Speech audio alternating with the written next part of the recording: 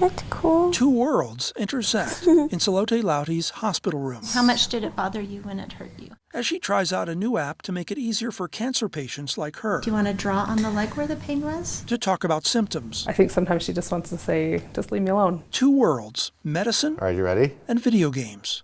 This is where it all started. A story that begins. This little dot bouncing back and forth. With a game that got Roger Altizer grounded. Oh yeah, I would get in trouble for playing Pong. Launched an industry, and eventually Altizer's career. Brutal, now it's your service. From Pong. My parents bought me a Texas Instruments 99 4A. To early home computing. Family Computing magazine. And Altizer grew up with the computer. a lot of us were obsessed with what computers could do because they did things that no other appliance in your home could do. How are we? He had no formal training in computer science or game design. No formal education in the subject you teach. But would go on to become co-founder of the University of Utah's top-ranked entertainment arts program. And from the beginning, he says, there was a realization. Every gamer sort of understands that games have a positive impact on you. Weren't just for fun. Stress reliever, can be very social. That there could be so-called serious games. We had doctors interested in medical games from almost the very first minute that we were here. I would really like it if something sort of dropped down. So Altizer set up the Therapeutic Games and Apps Lab. The Gap Lab. We're a collision space. Where doctors very different worlds colliding. Meet gamers.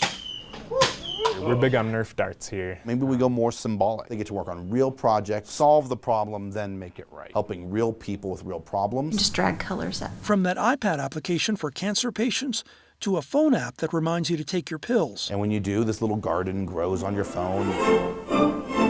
To an underwater virtual reality for kids with autism. I'm controlling how fast they move along the path, and I'm controlling their grouping. To an augmented reality for people with body dysmorphia, a seriously distorted self-image. Can compare an accurate representation of themselves with an avatar that they've customized to what they think they look like. And a program that visualizes a diabetic's blood sugar level. A virtual reality experience. As a mountain range. And you can look at the high and low points in your day.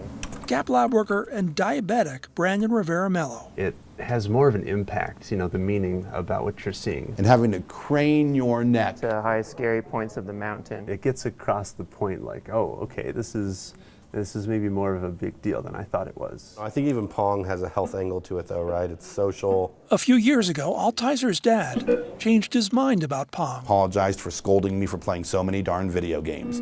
Oh, brutal. Video games, for Roger Altizer and many of his students. Oh, that was sneaky. Actually turned into something pretty... Yeah, this whole games thing has worked out for me. I think it was quarters well spent. Serious. Finally.